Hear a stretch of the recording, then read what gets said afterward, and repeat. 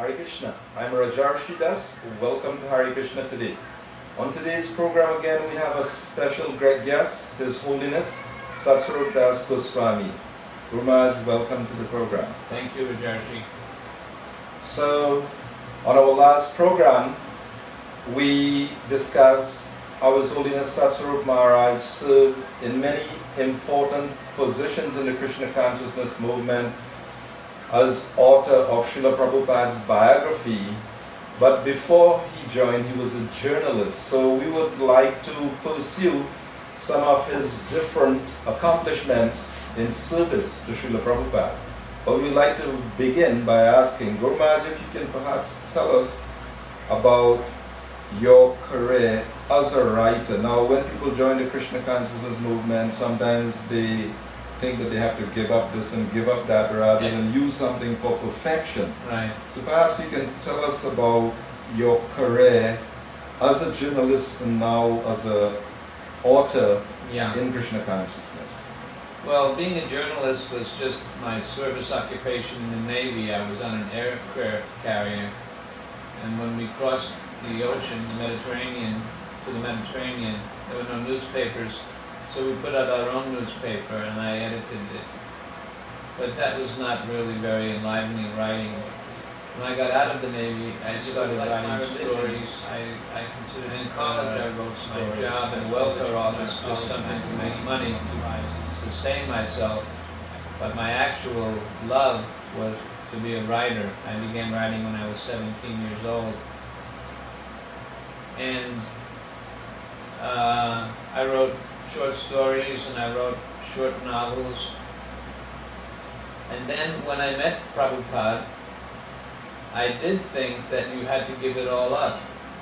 I thought that it was what we call false ego, because it wasn't about Krishna, it was about the self, it was about the world.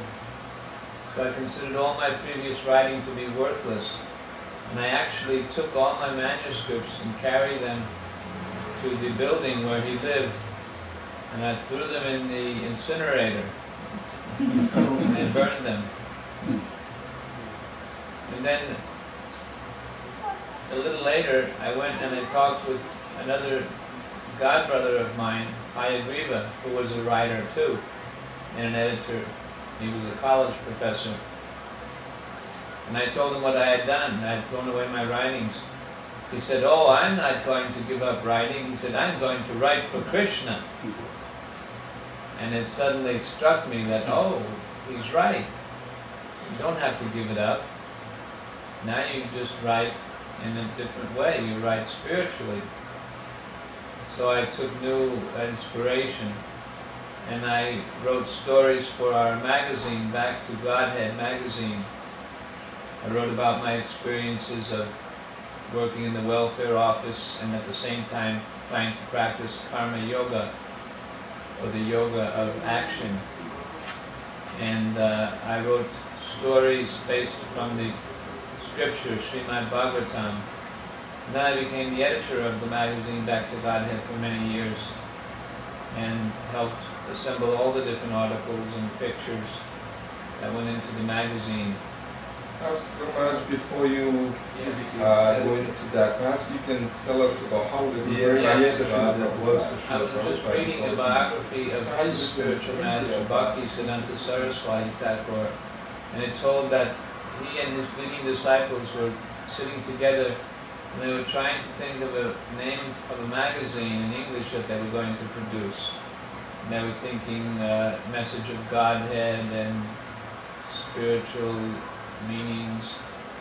And Prabhupada, our Prabhupada, suggested, why not call it Back to Godhead? And they thought, oh, that's a good idea, that's a nice catchy title for it.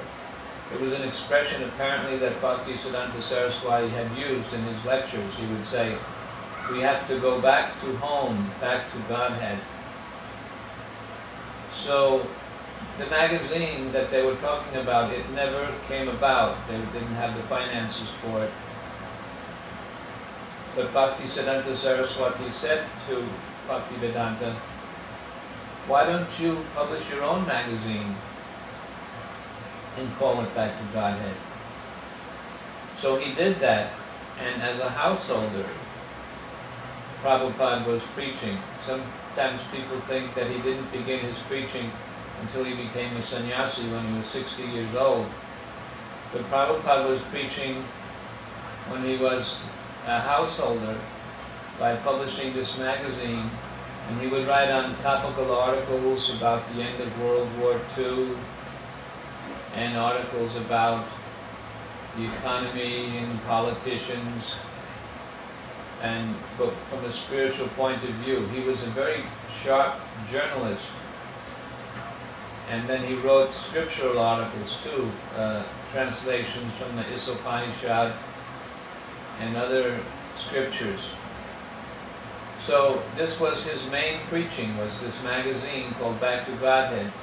And he would get subscribers for it, and he would sell it in the street.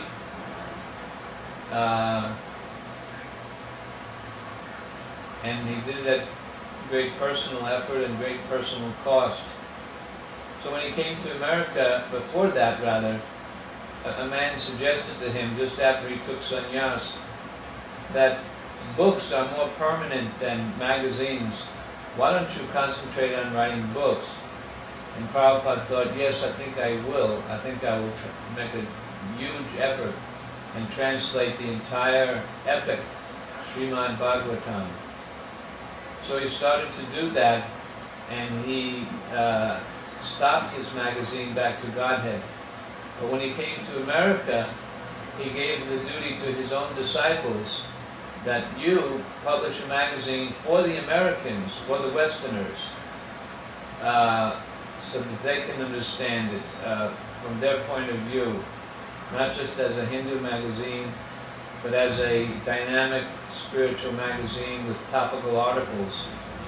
So he handed over the responsibility As of his own editor dear of project, Back to Godhead magazine, what would you say you imbibed from Srila Prabhupada in terms of the magazine's objective or purpose?